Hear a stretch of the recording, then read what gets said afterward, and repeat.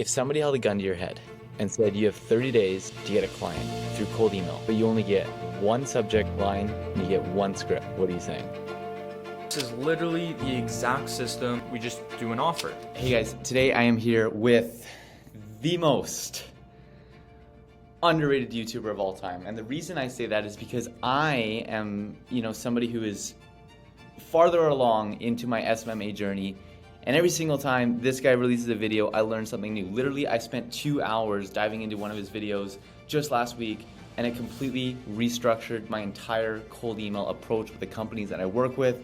And in this video, he's gonna spill all the beans for you guys so you guys can experience that same value that I took that. Now, you might be wondering, like, why is this guy, so underrated and whatnot? And it's because he doesn't do what the masses do, right? You follow your Iman and all those people, they show you like, oh, here's here's how to get over your ex, like all that kind of stuff that doesn't matter. That's not what increases the bottom line, okay? But what Jackson has done here, he doesn't learn from Iman.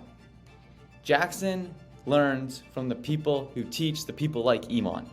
And what Jackson does is he takes these principles that he learned from people like Nick Cosman and the people who teach the people that we all know, and he condenses it down into Word docs and presentations so people like us can skip the BS on how to get over our ex-girlfriend and get straight into how to make more money. So with that, Jackson, before you get into your cold email, give a quick intro on yourself, your story, and kind of what you're all about.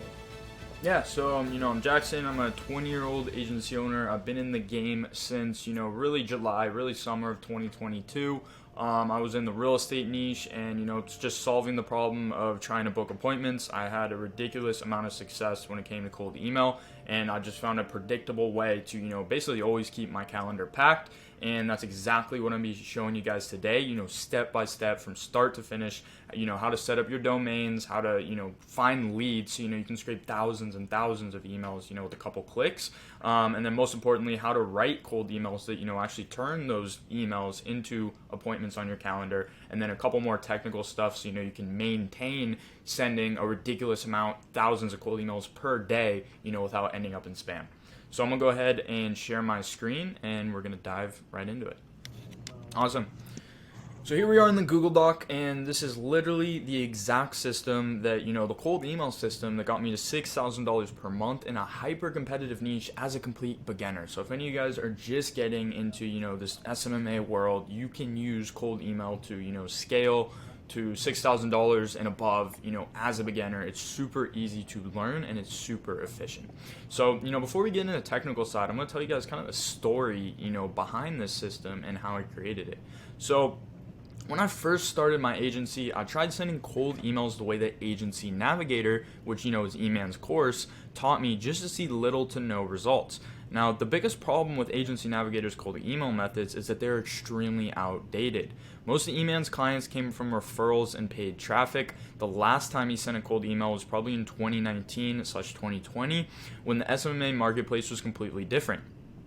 Back then, you could literally just send an email to any business owner telling them that you could run Facebook ads and you'd book meetings. But now that the market is, it's not only more saturated, but it's more sophisticated. Like all these niches are aware of Facebook ads. You can't just, send them an email saying you'll run Facebook ads and book meetings. It doesn't work anymore, right? So you need updated frameworks to see results.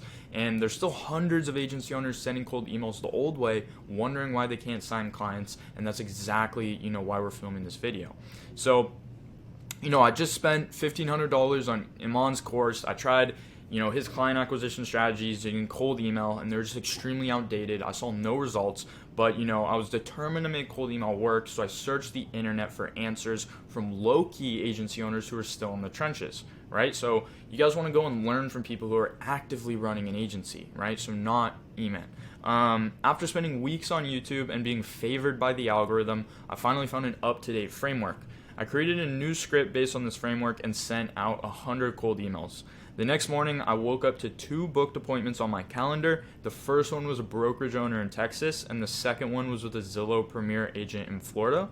And the brokerage owner ended up being a no-show, but the Florida Premier agent ended up showing up, and I closed him. He's actually still with me today, and he's coming up on his 6th month. And for those of you in the real estate niche, you'll know that a Zillow Premier agent is a very good lead because they're spending $5,000 to $10,000 a month with Zillow. So, if you're able to get these agents on the phone with you, it's like a superpower because they're super easy to close. They already believe in marketing. They're already spending money, and that's the power of cold email. So this is when I truly realized how powerful cold email was. The only problem was that I was still sending them manually, and I knew I had to automate the process to scale. And this is when I created the first version of the battle-tested system I'm going to be giving away for free in this training. Over the past few months, I've contacted 13,000 prospects through cold email, generated 300 plus leads, and closed 6 clients, all while remaining wildly profitable. While doing this large amount of volume, I was able to optimize the system into a lethal sales call machine.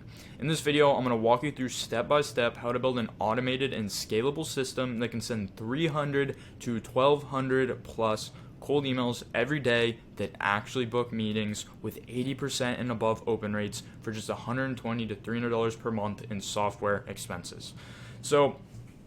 And really quick, I'm going to show you guys like a couple of reasons why you should be using, cold email, and then some proof. So the first reason is that it's very scalable. So if you want to send more cold emails, all you have to do is purchase more domains and scrape more leads. And everyone knows the saying, volume negates luck.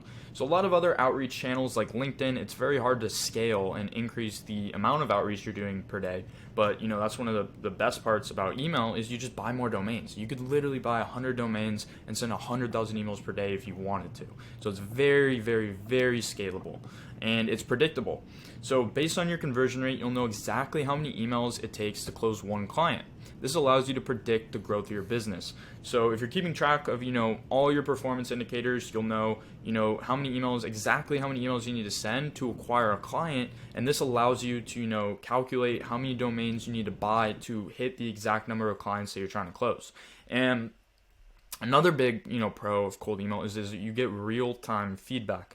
And you get real-time data almost immediately, and this allows you to split test multiple angles and even offers in just a few days. So everyone knows that sending messages is kind of like the the scientific method. You kind of have to come up with a hypothesis, you have to test it, you have to see how the market reacts, and then you have to iterate. Well, that can take a while, where if you can only send, 20, 30 messages per day on other platforms, or cold email, you could send 1,000 messages in a day, and you could test, 3 different messages or even entire different offers in, between that 1,000 emails per day. And you're going to instantly, within 24 to 48 hours, know what's working and what's not. So, you can double down on what's working. And if you want to test a new offer, before actually building that offer, you want to know if the market, resonates with it. So you can use cold email to test offers before you actually build them. And you can test new scripts in, 24 to 48 hours. And this, cold email sending is pretty much entirely automated. So, yes, if you don't have a VA, all you have to do is respond to interested leads, which is not, it's a fun task. But if you did want to automate the entire process, you could just hire a VA to actually handle the responses and book the meetings for you. But the actual sending is fully automated straight out the gate. So you never have to worry about an empty calendar again. And there's a very low cost per acquisition with cold email. So you can literally acquire 2 to 3 clients per month, and all you spend is a couple $100 in software expenses, right? So you're paying, like $100 per the client that you acquire, which is absolutely ridiculous, especially if you're charging these clients $1,000 or more. That's an insane return on investment. And here's a couple of proof. This is just a couple campaigns that I've run in the real estate niche. You can see right here, 1,800 leads contacted, about a 90% open rate, 7.9% reply, and 38 sales opportunities. 8.3 reply, 97 sales opportunities. 8.4 reply, 118 sales opportunities, 10% reply, and 80 sales opportunities. And if you'll notice, the open rate is 0 right here, and that's because we actually turn off open rate tracking once we found a subject line that works, and we'll get into that later. So let's actually let's dive into the step-by-step guide. So part 1 is the technical setup. Now this stuff is really boring, but it's crucial that you do it. Like, this is the most important part of the system. And if you don't, you're basically going to waste all your time, because your domains, their deliverability, health, and their domain reputation is going to go down the drain, deeming them useless. So it's very important that, you cover all these steps. and it's going to give, and if you don't, and you skip over it, it's going to give you a headache later. So first, we're going to cover buying domains and creating email accounts. 2, setting up SPF and DKIM. 3 is setting up a custom tracking domain. 4 is setting up forwarding to your domain. And then, finally, once all those steps are completed, we can put them on warm up. So when you're buying domains, you always want to use Google, no exceptions. Yes, you can get, $2 domains from GoDaddy, but they're going to come pre-flagged, and their deliverability reputation is going to be low out the gate. So you always want to just pay $12 per domain from Google. And, the amount of domains that you buy will depend on how many cold emails you want to send. I recommend buying at least 4 so you can send 300 cold emails per day with 80 to 90% open rates. Like, I think the minimum for sending cold emails should be 300 per day. And then buy domains similar to your main domain. So my domain is artandadvertising.io. Here's some examples. You're really just putting a word in front of your domain, whether it be get, go, try, run, my, or app. You can kind of, pause the video, look at those examples so you don't have to overthink what these names have to be. And then make sure that it's a .com domain, not like a, .io, which I do have for my main domain. But, studies have shown that when you're sending cold emails, the .com at the end, people just trust .com more than they do other things, right? They're very familiar with it. So it really helps, your little things like that can help your reply rate. So don't overthink these names. You're only using them for outreach. You're not going to use them for anything else. And people really aren't going to pay that much attention to them. So don't, spend a lot of time doing it. And all these domains, we're going to redirect them to your main website. And general guidelines for domain math is per domain, we create 2 to 3 email accounts, right? So that might be Jackson W at domain, Jackson at domain, or, W Jackson at domain, right? Or if you want, you can create a whole new name. Statistically, female names do better, but we're creating multiple users per domain. So 2 to 3, and then we're sending 25 to 50 emails per day per email account. And when it comes to creating the email accounts, always use Google, so G Suite, or you can use Zoho, but it's definitely, I would just recommend using Google. It's so much easier to set everything up. And another thing is, how do you manage all these Google accounts without losing your mind? Well, I use a software called Biscuit Browser, and you can see right here what it allows you to do. It's an application that runs on your computer, and what it will do is you can very quickly switch between all these accounts with the click of a button. Whereas if you're just using Google, what you would have to do is log in, log out, log in, log out. And when you're buying a lot of email accounts, that's going to waste a lot of time. It's going to give you a headache. It's going to get confusing very fast. So I use a software called Biscuit Browser. You guys can go ahead and Google that and download it. And all you do is right here in the green button, it says add an app. You basically just add an app for every Gmail account. So you guys can see mine right here. So this one says Jackson and this one says J Williams. These are all the Jackson at the domain accounts, and then below is all the J Williams at the domain. So very quickly you can say organized between all these email accounts and all these domains, and you'll see the top one is labeled admin. That's basically where the admin to the G Suite account is. Okay. And so that's how you manage all these accounts without really losing your mind and going insane. And so step 2 is setting up SPF, DKIM, and DMARC. Now, I'm not going to go super deep to that in this video, but you can Google any video on YouTube, and you just need to make sure it gets done, right? You need to make sure you have SPF, DKIM, and DMARC. And it's not really important for you to know what they do, but it's crucial to your deliverability that you do set them up. So, make sure you do that, put that on the checklist. Don't start sending emails until those 3 are set up. And after that, we're going to set up a custom tracking domain. And what this is, it's like kind of like a personal pixel. So you guys ever installed a pixel on your website that tracks visitors? We're putting this into your email address so we can track replies. But it's very important that we set up a custom tracking domain. So if you're using Instantly, which is the software that I'm going to tell you guys to use in this video, you can very easily look up any YouTube video, or Instantly has their own guide. But you need to make sure that you set up a custom tracking domain, because if you're tracking your open rates without installing this in your DNS settings, it means you're using a shared tracking domain. And kind of think of this as if someone else who's you're sharing the tracking with, if they're not practicing good cold email hygiene, you're going to pay the consequences because, you're using the same tracking domain. So don't worry if this is confusing. You just need to make sure that it gets done, right? So just like SPF, DKIM, and DMARC, you can easily YouTube this. Just put it on your cold email checklist, and you have to make sure this gets done, okay? And then step 4, this one is, it's oftentimes overlooked, but it's very, very, very high ROI, and it only takes, a couple minutes to set up. And this is setting up forwarding to your main domain. So we want to make sure that all these burner domains, when someone enters them into the search bar, we want it to send to our main website. And the main reason for doing this is when you start sending a lot of cold emails, about 10 to 20% of all these people are going to want to know who you are. And they do this by copying the domain, putting it in their search, and looking up your website. So, this is where it's extremely powerful if you have a video sales letter, if you have case studies, testimonials, other social proof on your website. The cold email prospects are going to see this, and it's going to increase their chance of replying.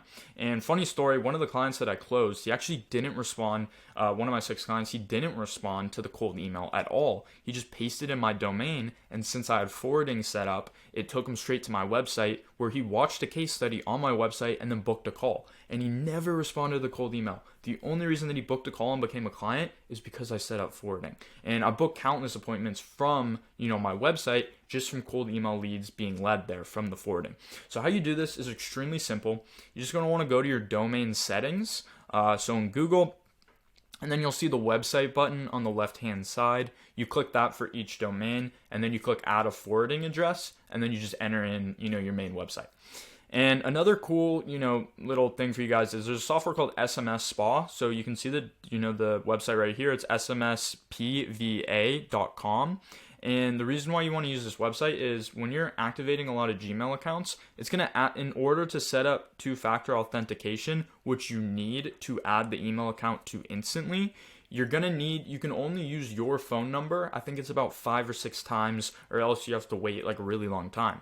So obviously that's not enough to verify all your domains. So we use a website called SMS Spa, which is, it's right here. Just make sure to save this. It's SMSPVA, and I'll tell Dylan to put this document in the description. So again, you guys could access it there if you want.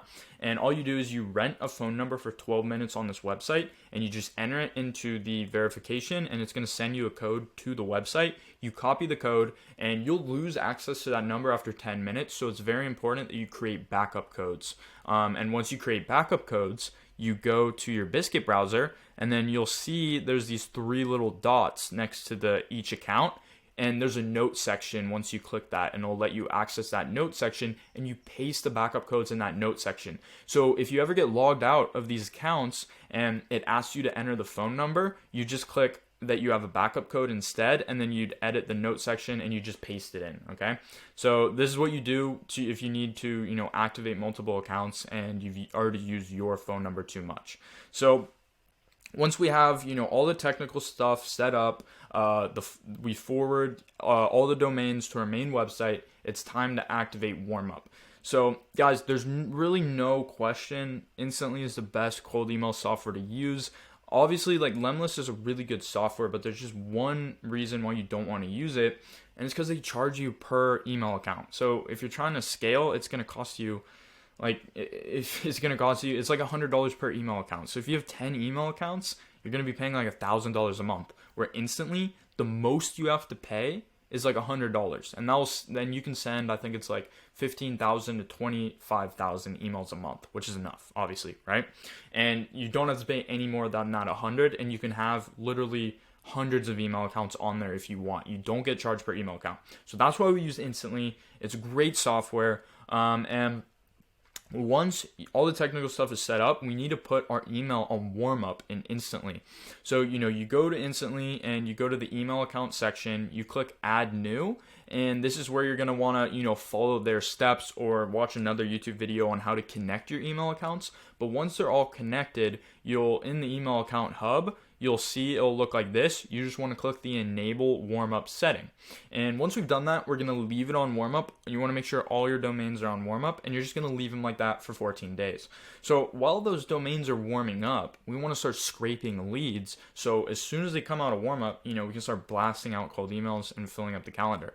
So I'm going to show you guys, my main lead scraping tool, some alternative scraping tools, and then how to actually, verify lots of leads at once. So my main scraping tool is called Apollo.ai. Now, Apollo.ai is a cheap and effective lead source. That's why I'm going over it first. This lead source will be all most of you need to start scraping high quality leads in your niche, but just in case, we'll be going over more advanced sources later. The process still takes time, but luckily it can be delegated to a virtual assistant. Apollo costs $100 per month for 10,000 emails, okay?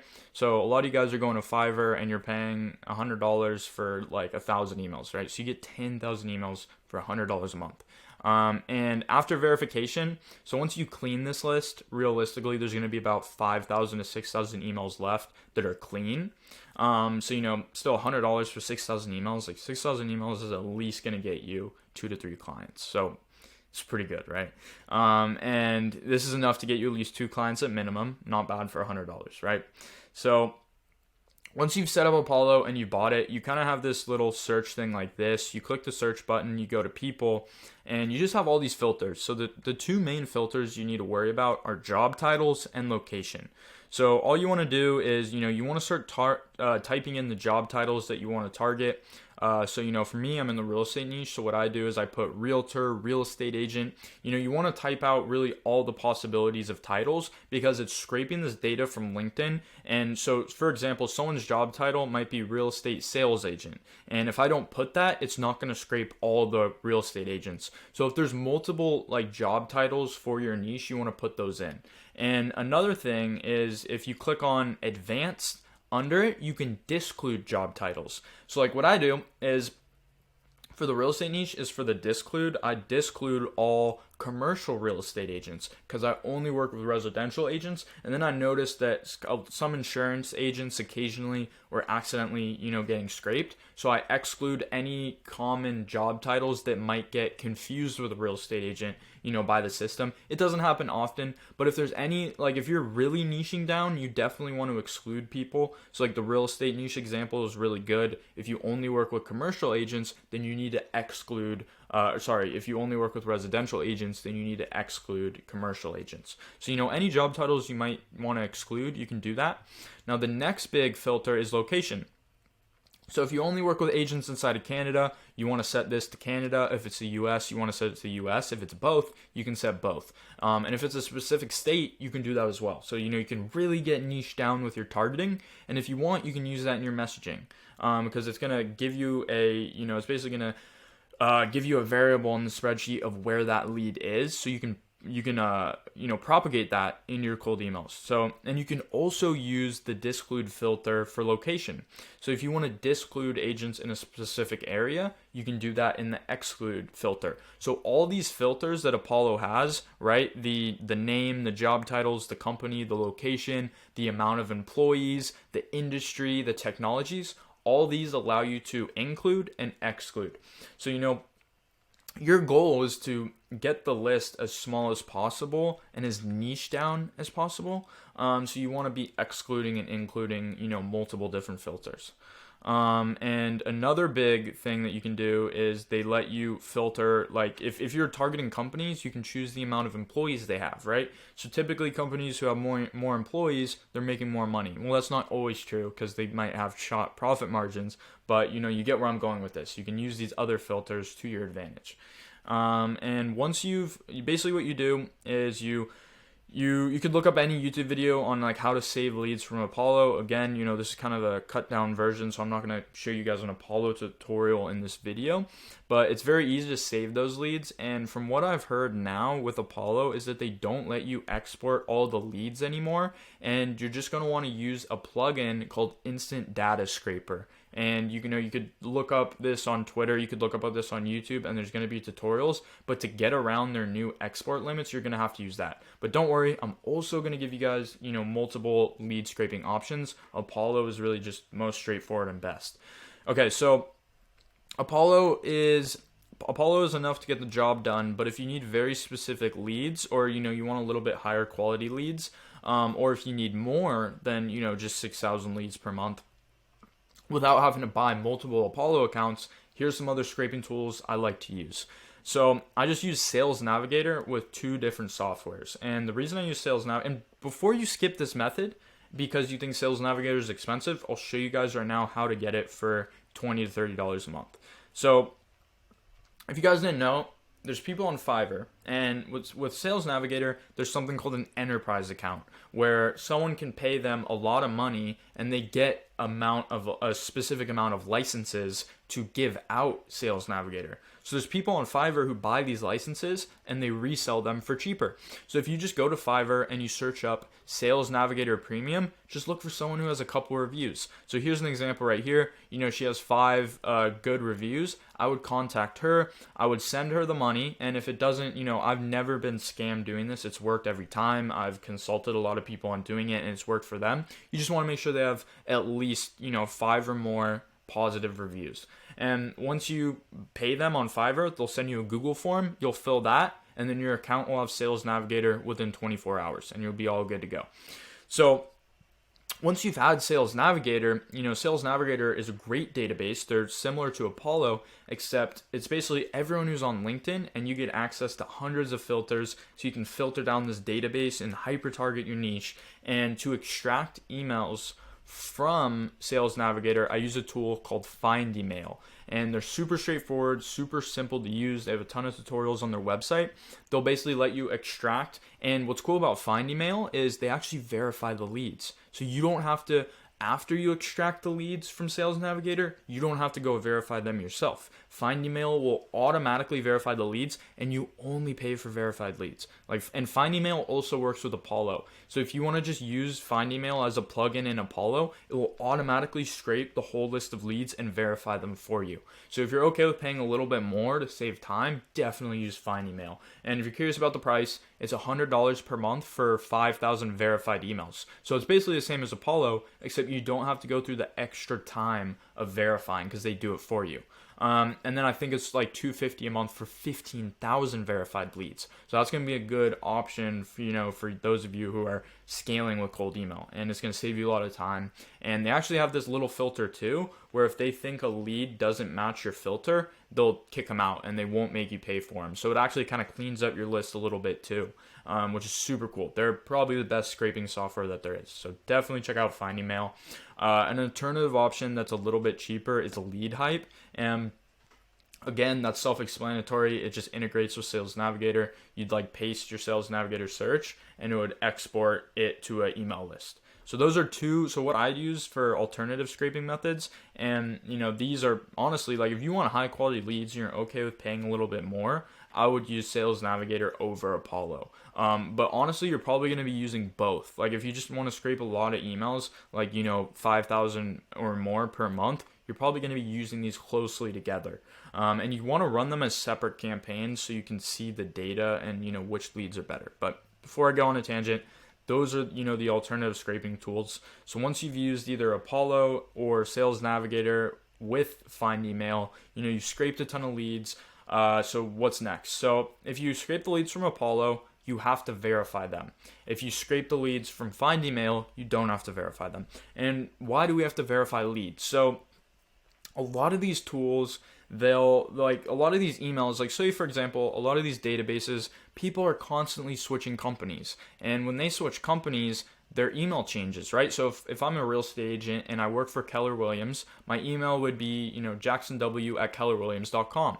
But if I switch jobs to, what's another brokerage? Pearson & Smith. If I switch brokerages, then my email is going to no longer be valid with Keller Williams and they're going to get rid of it. And then if someone tries to cold email that address, it's going to do what's called a bounce, which is when Google can't find the receiver of the email, so the email bounces. And if you have a high bounce rate, it tells Google that you're up to something suspicious, because if you are a normal person sending normal emails, why would you be emailing an address that you don't know exists a lot of times, right?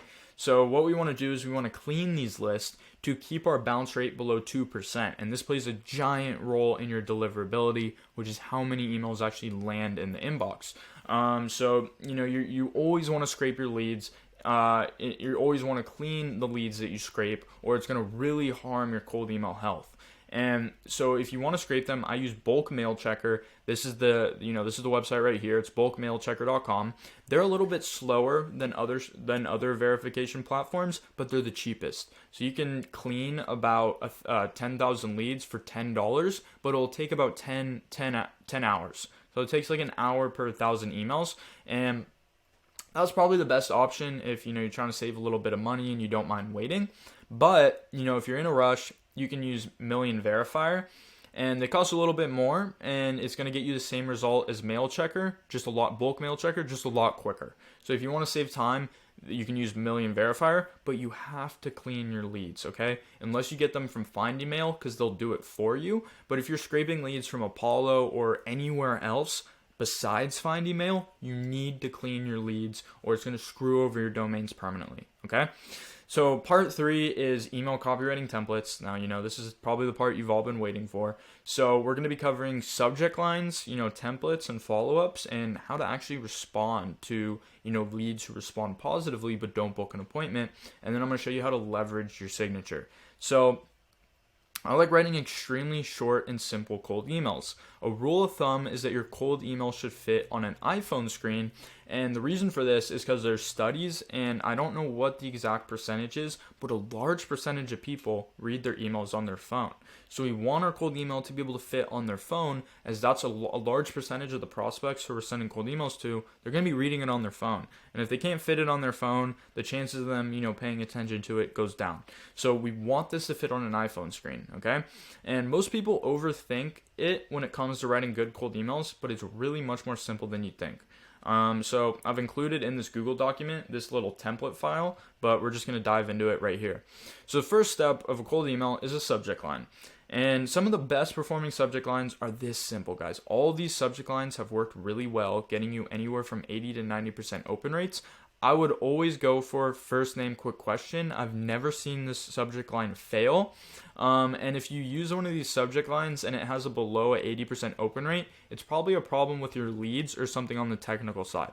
So don't worry, we're going to get deep into deliverability hygiene later in this training, but I would always start with just first name and then quick question. You don't want to do just quick question, and I know that's one of the options, but you can do that, but it's always better to put the lead's first name in the email, because it just makes them, if their name is in the email, it makes them less likely to think that it's just some automated sending, right? So we always want to put their name in the signature. So you can see the majority of these include a name. So I would start with first name dash quick question, and if you want to switch it up, or if you want to try something new, here's a couple other options. Just always try to put the first name. Or you can put the company name. If you're targeting, if you're in a more sophisticated niche and you're targeting a specific company, you also can put, the company name. So you can use any of these, they all work.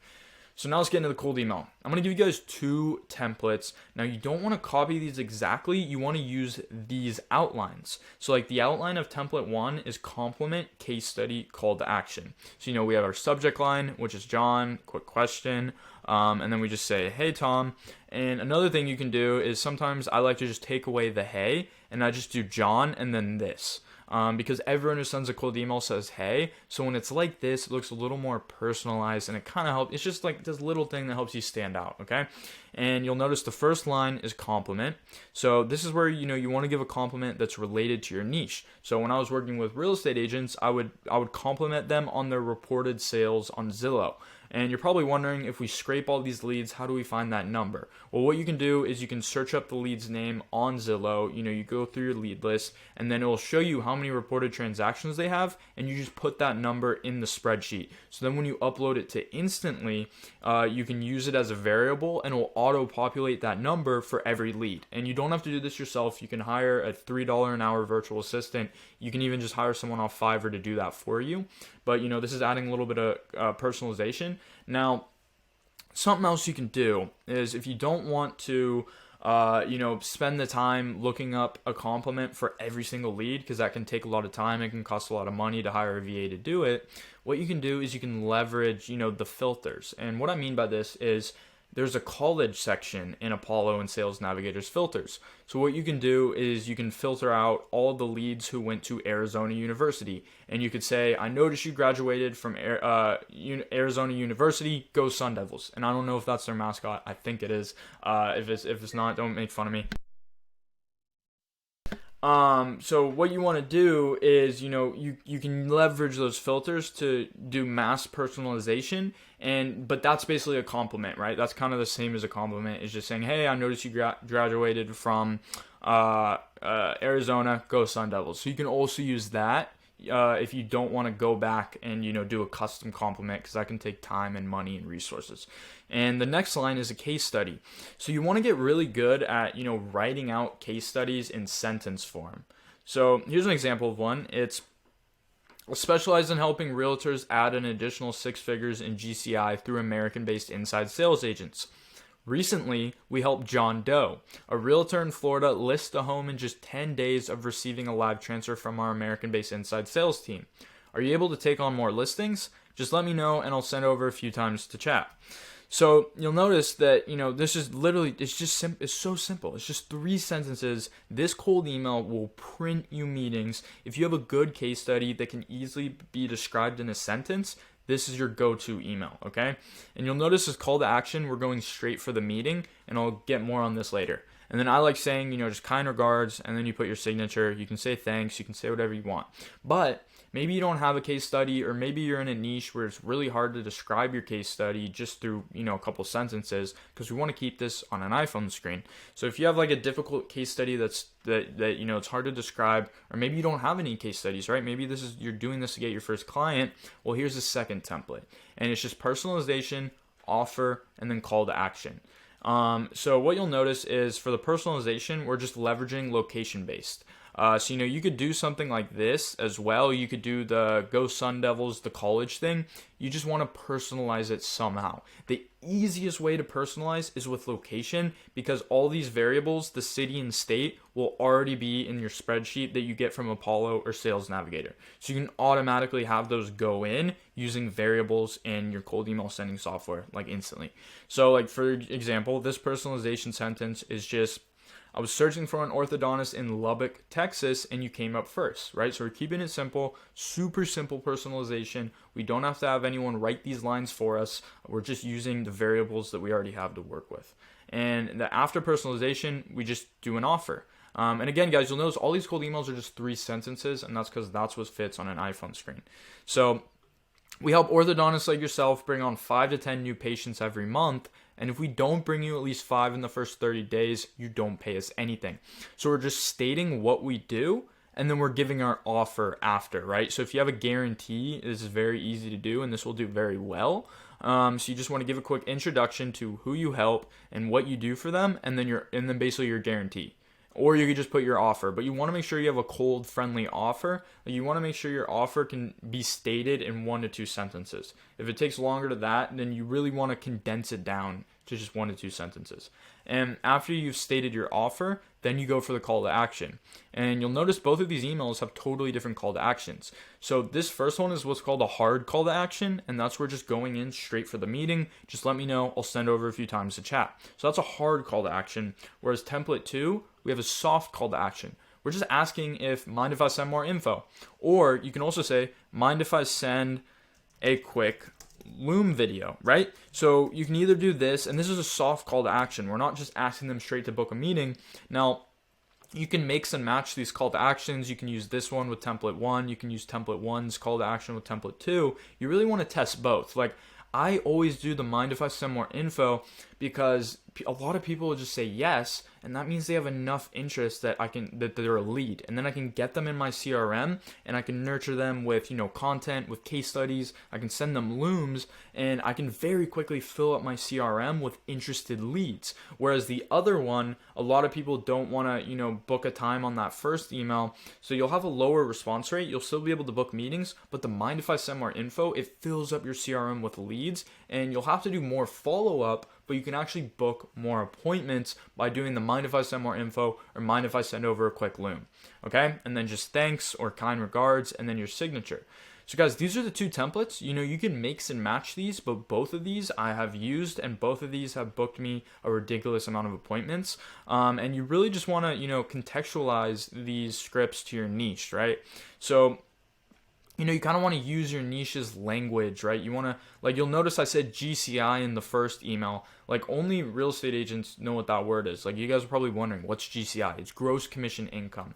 So that's where you want to really know your niche and use their language in these cold emails, to better resonate with them. So guys, this is really how easy it is to write cold emails, to just print meetings. I always see people, they write these paragraph essay long cold emails telling their whole life story, but you can save that for the sales call. The purpose of a cold email is to initiate a response and gather leads or book an appointment, right? And we want to keep it as simple as possible to complete that objective. And another thing is what you can do with the mind if I send more info, or is this something you'd be open to hearing about? And if they say yes, you can give them a call right after. So this is called cold calling 2.0. Instead of just cold calling a bunch of people who probably won't pick up and probably aren't interested and spending more time calling, you can use cold email to find leads who are actually interested and then just call them specifically. And if you call them right when they respond to your email, they're on their phone and they're going to pick up. So you end up having a higher pickup rate. And then the lead, since they replied and saw your offer, they're interested. So they're a warm lead. And so, your conversion rate is going to be higher, and that's cold calling 2.0. So that's another route that you can take, is as soon as someone replies, you can cold call them. And this is so much more effective than just cold calling a long list of people who that, only 50% are going to pick up and only 2 to 3 to 5% are actually going to be interested. Okay. And this is going to be your main body, cold email. This is the main cold email. I like to send 2 follow-ups. I send one 2 days later and another 2 days later, okay? And I keep it at 2. The more follow-ups you send to one person without getting a reply, it can affect your deliverability. I've found that 1 to 2 is the sweet spot, and if they reply to you, and then you can continue to follow up with them even more. But for leads who don't reply, you really don't want to send more than 3 follow-ups. I keep it at 2. And the first follow-up is, hey, I know you're busy, just making sure this email didn't get buried. And that's going to help you convert a lot more leads. And you'll notice I'm not sending them anything related to the offer in this cold email. It's literally just one sentence. And the only purpose of this follow-up is to get them to go back and read the first cold email so they can see our offer and reply to it. And a lot of people are genuinely busy, and this is gonna, bump up our message to the top of their inbox. And the last follow-up, this is kind of like a breakup text. This is like asking them, before we leave you, is this something you're interested in? And we say, at this point, I'll assume taking on more ortho patients isn't a priority right now. Feel free to reach out when it changes. Or at this point, I'll assume running TikTok ads isn't a priority right now. Now you have to be careful with this, because what I've noticed is, like, if I say at this point I'll assume getting more real estate clients isn't a priority, people get really offended, and it kind of does the opposite. So what I found worked well is I said, at this point I'll assume you're maxed out on clients, because this is more like a compliment than saying, well, is your business your main priority? No, I just say, at this point I'll assume you're maxed out on clients, and this is kind of more like a compliment to them. And I found this to get much better responses. So if you're in a niche like this, you can say something like that. Or if you work with e-com companies, you can say, at this point I'll assume your sales are through the roof. So you kind of use the breakup text as a compliment, and this does a lot better than the, at this point I'll assume your main priority isn't getting more clients, because obviously their priority is getting more clients. So that's the last follow-up, and you just want to keep it at that. So again, guys, the whole point of this is just being as simple as possible, because remember, simple scales. Okay, and fancy fails. So, and when you send the mine, if I send more info message, you're going to get a lot of positive replies, like people asking you, yeah, I'm interested, or yeah, let me hear more about it. So how do we actually respond to these leads? Well, I'll give you guys 2 different templates that you can use. Again, you can mix and match these, but these are responses that I've used to turn interested replies into meetings on the calendar. So the first one is, hi name, We've developed an automated system to help orthodontists acquire new patients without having to rely on referrals. So obviously you would just contextualize this to your niche, and whatever your system is, you describe it here. For you, this would mean being able to focus on your practice while we handle all the marketing and client acquisition. And if we don't get you new patients, you don't pay. Simple as that. So you see what we're doing? We're not giving away some crazy feature like, oh, we'll install a pixel, we'll do this, we'll do that. We're telling them what this offer would do for them. And it would allow them to focus more on their practice, right? So that's a benefit, not a feature. Okay, so when you're writing this and you filling it out for your own niche, you want to remember that. Okay, and then after that, we give a call to action. So feel free to schedule a strategy call so I can walk you through this process and see if we'd be a good fit to work with each other. Now you don't have to say strategy call because that just screams like sales call. You could say feel free to schedule a walkthrough call. You could really use whatever language you want.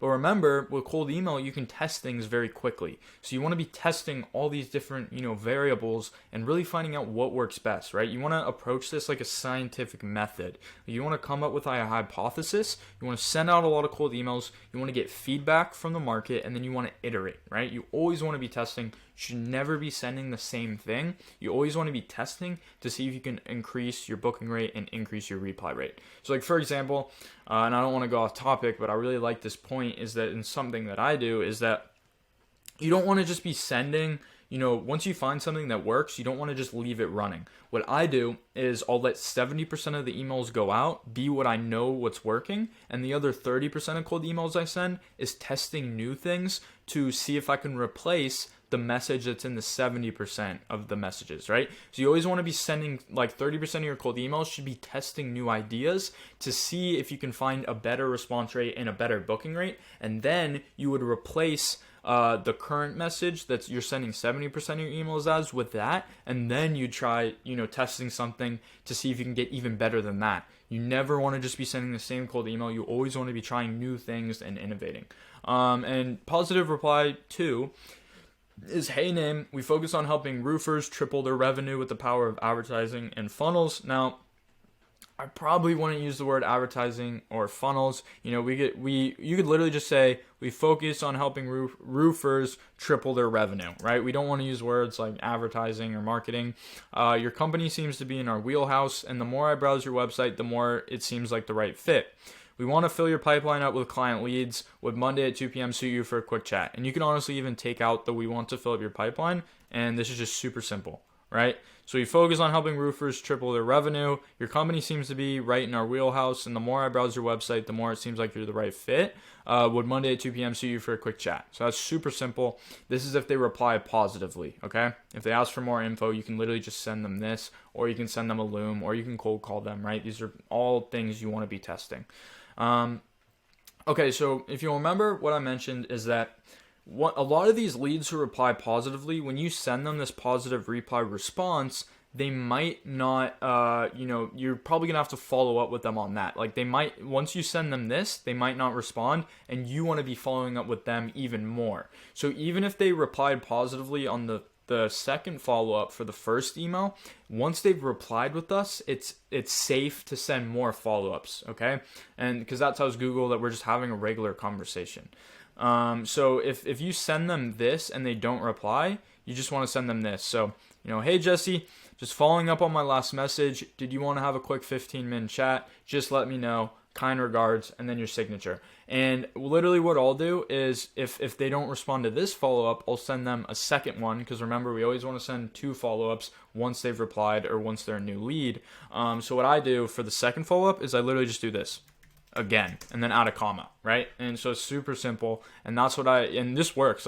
And you could literally do this a lot of times once they've replied. Sometimes I'll send 3, 4 follow-ups, but to keep things safe, you want to do at least 2. And then what you can do is you can add them on LinkedIn, add them on Facebook, say, hey, have you got a chance to review the email I sent you a couple days ago?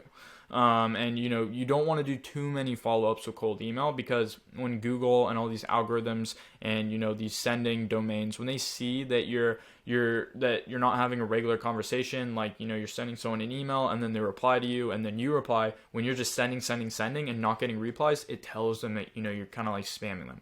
So you want to keep the follow-ups under 2, and if you want to do more follow-ups than that, you could do 3 and you could push it a little bit, but what I would do is just follow up with them on LinkedIn or Facebook or Instagram, and that's going to be a lot more effective and safer. So here's, if they ask for more information, so like if you just send an email like the first one and you go straight for the appointment, so you say, are you able to take on more listings? Just let me know and I'll send over a few times to chat. If they say, well, before I commit to an appointment, tell me a little bit more about what you do. Well, you could say, absolutely. May I ask you what information you would need to help determine if this could be a good fit for you? If you have 15 minutes on Thursday at 2 p.m. Eastern, I could provide much more detail via Zoom. Okay, so we're kind of, turning that back on them, deflecting it, and just going in straight for the appointment. And if they ask about pricing, this is what I like to say. So these first 2 lines are really up to you. You can take them out. You can only send the bottom one. You want to be testing. So like this is, our service is modular, and although I'd love to provide a price, I can't without having a clear understanding of your unique situation. As to not be vague, our pricing would range from X to Y. We do, however, offer a money-back guarantee on, and if you don't have a money-back guarantee, don't even give them a range of your price. Just take this whole part out, right? So just cut it out like this and just send it like this. And then the call to action is, let's hop on a quick 15-minute call next Thursday at 2 p.m. Eastern, where I'll explain how everything works and give you an accurate price based on your needs. So we don't want to answer their question of the price, because that's our leverage for getting them on an appointment, because they want to learn the price, right? So we don't want to tell them it over email, because then they have no reason to book a call with us. We still want to provoke their curiosity enough to get them on a call with us, okay? And you can literally take out this first line and just send this. So let's hop on a quick 15-minute call next Thursday at 2 p.m. Eastern. We'll explain how everything works and give you an accurate price based on your need. And this right here, like this 2-sentence line, I use this when people ask me a price on LinkedIn, and it converts extremely well. Okay, so I'll leave this messaging in here for those of you who want this document. Okay, so that's really it, guys, for writing the emails and responding to the emails. The next step is your signature, and this is, a lot of people don't leverage their signature in the way that they could. So as you'll learn in the deliverability section later, sending links on the first email is extremely harmful to domain health, but using the signature below doesn't need any links, and it can actually boost your authority and boost your deliverability. So this is a signature I like to use. It's just, my name, my position, and a phone number, and then a location. And actually what you can do is, if your name doesn't have any, sales resistant words like advertising or marketing, you could put your company name.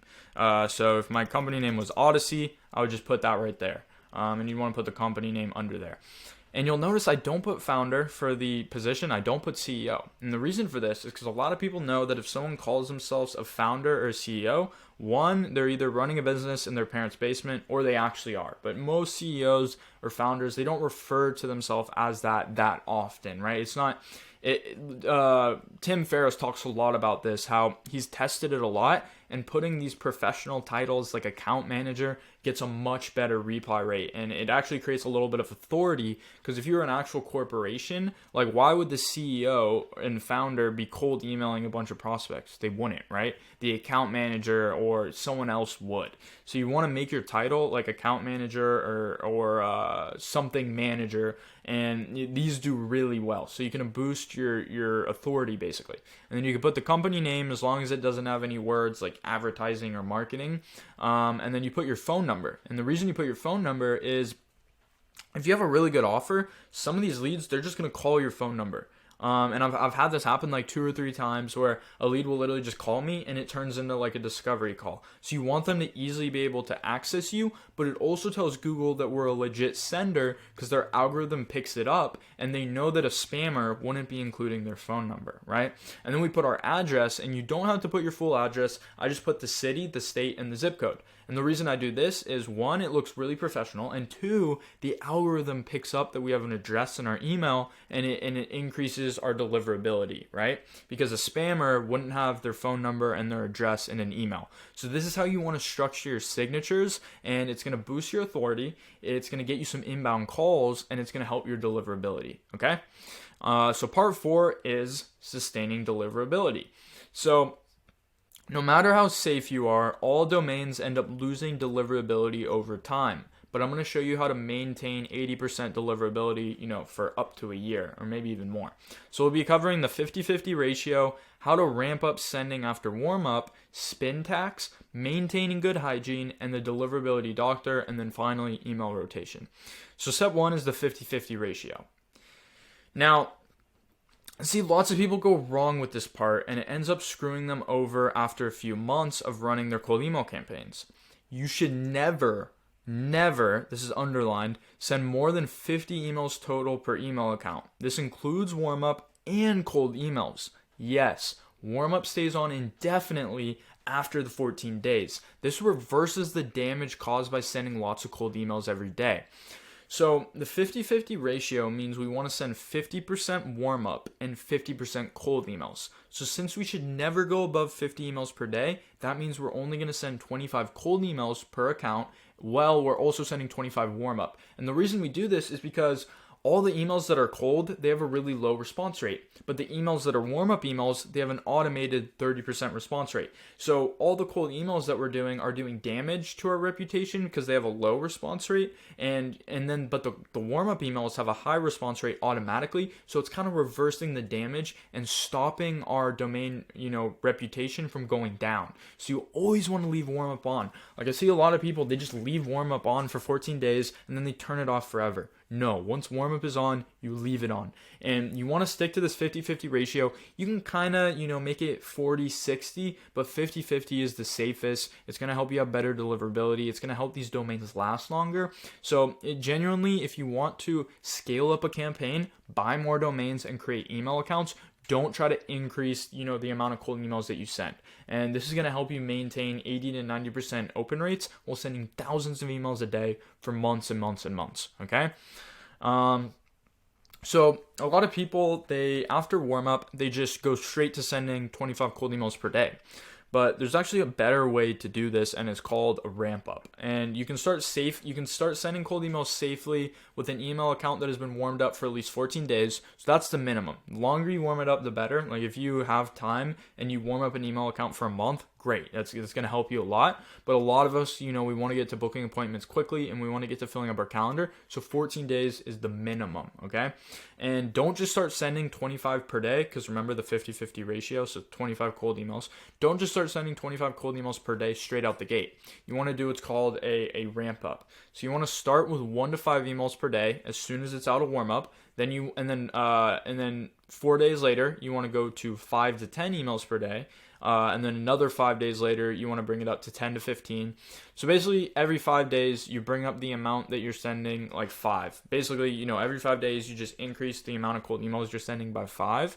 And eventually, you're going to hit 25. And once you hit 25, you go to your warm-up settings, and the warm-up by default will be at 20 emails per day, warm-up. So you want to change that to 25 once you're at 25 cold emails per day. So as soon as it's out of warm-up, that first day, you can send 5 cold emails per account. Then 5 days later, you bring it up 5 until eventually, 20 days in and you hit 25. Then you want to go to your warm-up settings and increase warm-up to 25. And then you're at the 50-50 ratio and you've slowly ramped up your account after warm-up into sending cold emails. And this helps a lot, okay?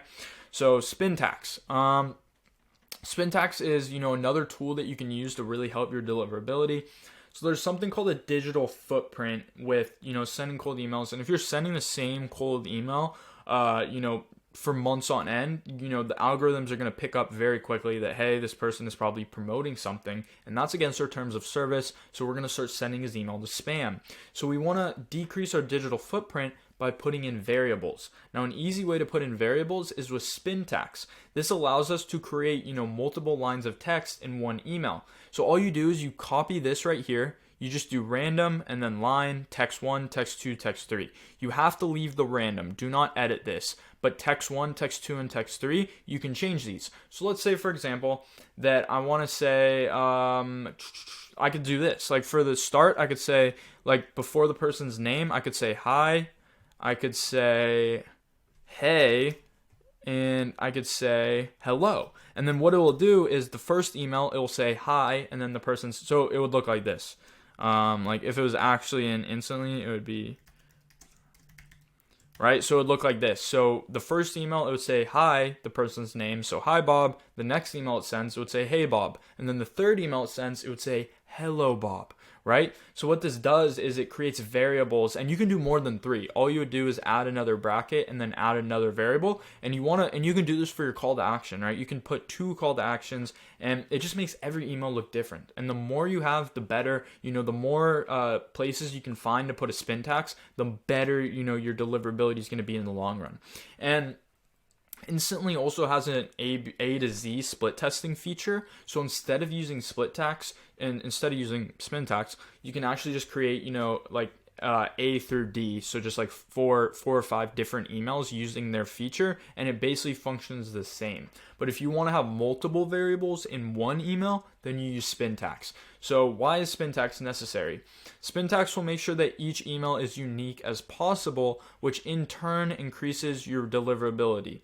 Email providers have algorithms that can detect an email's digital footprint. So, syntax allows you to create more than 2 variables, helping you stay under the radar. So, and here's just a mind map of all the main points of maintaining high deliverability. So the first one is continuing to get new domains. So, every couple of months, every 2 to 3 months, you want to buy a few new domains to put on warm up. So then when your current domains go bad, which if you follow everything in this video, your domains will last, 6 to 12 months. But once they do go bad, and you'll know when they go bad, you want to have warm up. You want to have emails that have been being warmed up that you can quickly swap them out for, right? Because if you have to wait 14 days, that could bottleneck your business. And you want to look up a list of 750 spam words to avoid. That's super simple. We already covered set up SPF, DKIM. You want to set up all those. You want to clean your list. We covered that. Inbox rotation. So if you want, and actually this is a point later in the video, so I'll get to that. So again, no links in the signature. Custom tracking, already covered this. 80% reply rates for warm-up. So you can increase the reply rates in your warm-up to 80. You want to turn off badly performing inboxes. You want to use plain text mode, so no open tracking. So a lot of people track their open rate, but if you know that your subject line works, you want to turn off the tracking of your open rate, and that will help your deliverability even more. So if you know that your subject line is working, which quick question should, then you want to turn off open tracking. Avoid media in the first email. So don't send videos, don't send images in the first email. If you do, save it for the second or save it for the reply. And again, you want to switch up your copy regularly. So just take the templates that I gave you, switch them around, switch up the wording a little bit, maybe switch the case study, and you want to do this, every 30 to 60 days to decrease your digital footprint. And you also want to be using spin tax in every email. So AZ testing and copy rotation. So that's kind of what we just talked about. Be patient with warm up, 2 to 3 weeks. So a lot of people will just want to send cold emails right away, and they try to, cut the corner and send emails after 7 days of warm up. This will just screw you over, and it'll hurt you in the long run, and it'll, minimize your efforts. So you really just want to wait at least, 14 to 21 days. And you want to turn off bad performing campaigns as soon as possible. So if you have a campaign and the reply rate is only 1 to 2%, just turn it off, because it's doing your domain harm, because not a lot of people are replying to it, which tells Google that you're probably spamming. You want at least, 3 to 5% minimum because, having a low reply rate campaign actually hurts your domain, okay? So turn off anything that's below 3% reply. Ideally being a warm-up pool that can do emulation, so you don't have to worry about that. That comes pre-set up with Instantly. Spin tax, we covered that. 3 to 5 users per inbox max. I just keep it at, I told you guys 2 to 3, covered that. And then do frequent deliverability checks. We'll get into that right now. So deliverability doctor. Instantly will give you a domain health score for each email account. Make sure to keep a close eye on them. If it ever drops below 90%, make sure to take that account out of any active campaigns and put it up on warm-up. So you'll notice in your dashboard of Instantly, you'll have a warm-up health score. If this score it'll normally be at 99 to 100%. If it drops below 98%, take that email out of any active campaigns and just leave it on warm up for 7 days. and then once it's been on warm up for 7 days, you can put it back. And if the health score goes back down, then you just want to keep repeating it. But after that, it should go back to 99 or 100, and then you're good to go. So you always want to have, you want to make it part of your workflow where every week you check, whether it's Sunday or Monday, you want to check your domain health score. And it won't happen often if you follow what I teach in this video, but if you ever see it that it's 97, immediately take it out of any active campaigns and just leave it on warm up for a week. And if you want to go deeper into deliverability testing, you can use a software called Glock Apps, and this will just give you more data on your domain's health. So then even if instantly says it's okay, you can get like deeper data on here and see if you're being like blacklisted from any specific domains, and then you can take them off that way. So if you want to get deeper into testing deliverability, you can use Glock Apps. Normally instantly is good enough. And their health score will, if it's below 97, just take it off warm up. And if it doesn't go back to 97, just leave it on warm up until it goes back to above, 97 or 98. And then you can just put it back in the campaign. So email rotation. Something you can do to make your email accounts as sustainable as possible is using a rotation. So this basically means if you have 10 total email accounts, only 5 will be sending, and then every month you swap the 5. So like for the first month, you have 5 that are only on warm up, and then you have 5 that are in a campaign. And then every month you swap the 5 between a campaign and warm up. So then basically they spend a month sending cold emails, and then they go to warm up, and that reverses any damage that happened while sending cold emails. And if you do this, you can make your domains last like 10 times as longer, because every month they're just taking a month to go straight on warm up. Think of warm up like a doctor, like a recovery system that any damage that was done is recovered in warm up if it's only in warm up and not cold, just in a campaign.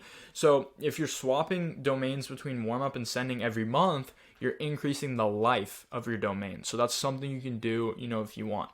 So part 5 is systems, right? This is just kind of making everything as efficient as possible. So we're going to be covering Zapier, Inbox Manager, and nurturing interested leads. So for Zapier, instantly recently integrated Zapier. If you guys don't know what Zapier is, it's a automation software. Think of Go High level automations, but it integrates with every software. So instantly works with Zapier. So this will allow you to create automations that integrate between Zapier and other softwares. So for example, the 2 main zaps that was Zapier that I use for cold email is when I mark a lead as interested in instantly, it automatically sends that lead into my CRM and Go High level. So I'd recommend setting that up using Zapier. The second one is there's something called a global block list. And this is just a spreadsheet that you make public and you enter people who you never want to send a cold email to again.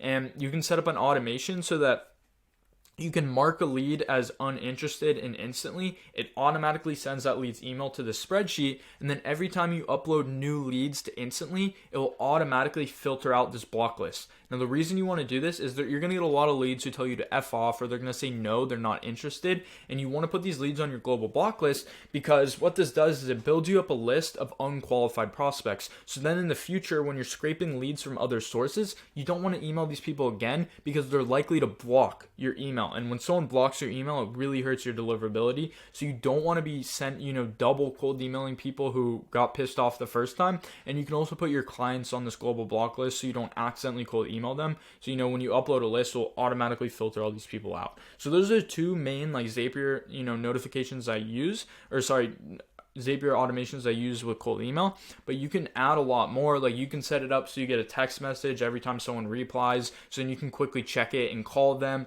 There's really a lot of stuff you can do, but you want to use Zapier to make your life easier. Like you don't want to be, every time a lead says yes to the mind if I send more info, or they reply interested, you don't want to have to manually put them in the CRM. You just want to be able to click a button, boom, they're in the CRM, because this stuff saves you time, and that time compounds, over time, and it saves you hours and days. Okay, so second is an inbox manager. So as you scale your cold email campaigns, responding to leads becomes a time-consuming task. When you have at least $400 per month to spare, I would recommend hiring a virtual assistant to manage your inbox full time. So this virtual assistant, all you do is you pay them $400 a month. They're going to respond to all the leads for you and, coordinate the appointment times or send your calendar link. And that's another thing I realized I forgot to flush over, guys. You're gonna have a much higher booking rate if you just offer a time to the prospect instead of sending a booking link. So if you just say, well, does next Monday at 2 or 3 p.m. PST work, instead of sending them a calendar link. So your VAs will, do this conversation for you. They will scrape new leads for you so you can make SOPs on how to do that. They'll launch new campaigns for you so you don't have to worry about when your campaign's running low. They'll just set up a new one for you. So as soon as the active campaign dies out, they'll launch a new one as soon as it dies, and they'll report all results to you on a spreadsheet.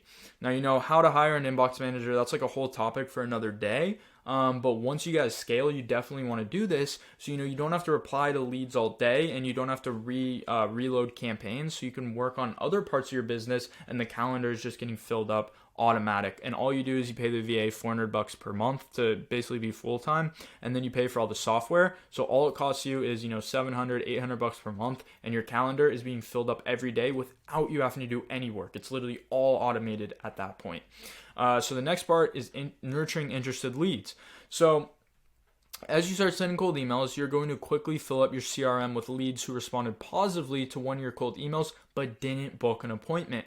After following up with them a few times, I like to put them on an email nurturing campaign inside Go High Level. These email campaigns basically nurture them with content such as case studies, stories, testimonials, guides, etc. And this is a good way to get the most money from your cold email leads, and I found it to be extremely effective. Another tip: if you collect thousands of these leads, you can use them as an audience on Facebook ads. So you can either retarget to them. So as soon as they, see your cold email and they open up Facebook, boom, they see you again. Or you can use a lookalike audience to get a really good, click-through rate, because you're going to have a hyper-targeted audience because all these people are interested in your offer, and it's going to create a lookalike audience of other people who are showing similar behaviors. And so once your CRM fills up, if you follow up with a lead, 2 to 3 times after them responding interested, I'm saying instantly too much. You want to put them on like an email nurturing campaign that's with a separate email address that you have just for that, whether it's through ActiveCampaign, but you don't want to use the same email that you send cold emails with. And this email campaign, I'm sure you guys, if you're in the space, you know how to write these. You want to include, case studies, stories, just valuable content, sales letters that's going to over time nurture them. And, even if you have a YouTube channel, you can drive these leads to your videos, which is then going to nurture them even more. So, that's really it for the guide. This was like a very, very, brief run through. If you want to see like a much more detailed one where I go deep into all these steps a little bit deeper, you can check out the video on my channel. But that's about all I have for the guide. Let's do rapid fire Q&A here, okay? Cool. How did you find out that female names work better? Just people on Twitter.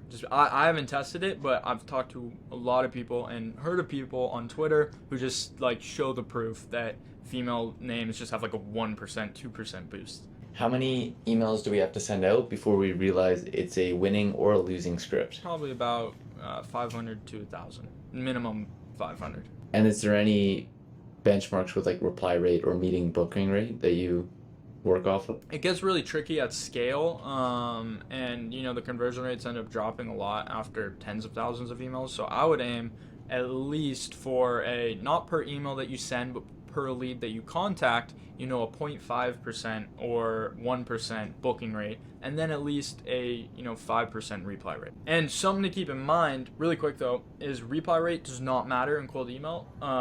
You want to pay attention to positive reply rate. So you see a lot of people flexing big reply rates, but it's just because they put at the bottom of the email, PS reply stop if you don't want to get emails from me. So that's why the reply rate is really high. So you want to pay attention to, positive reply rate. So this is a big question that I've been wanting to know. If somebody held a gun to your head and said you have 30 days to get a client through cold email, but you only get one subject line and you get one script, what are you saying? I'm doing quick question first name for the subject line. And for the email, I'm doing the template number 2 that I used in the video, just because the case study one can take a little bit more testing. So if I can't test it, I'm using template number 2, which is, personalization, offer, call to action. And that will that should be enough to get a client. Where can we learn more? Where can we find you? Yeah, so you can check out my YouTube channel. I'm sure if you punch in Jackson Williams, it'll come up. Again, I have another video on there on cold email. It goes a little bit deeper, but you pretty much just got it all. It's just summarized. It's like 15 minutes less. And so yeah, mainly just posting on YouTube, so you can check that out. Sweet. Well, thank you for the value.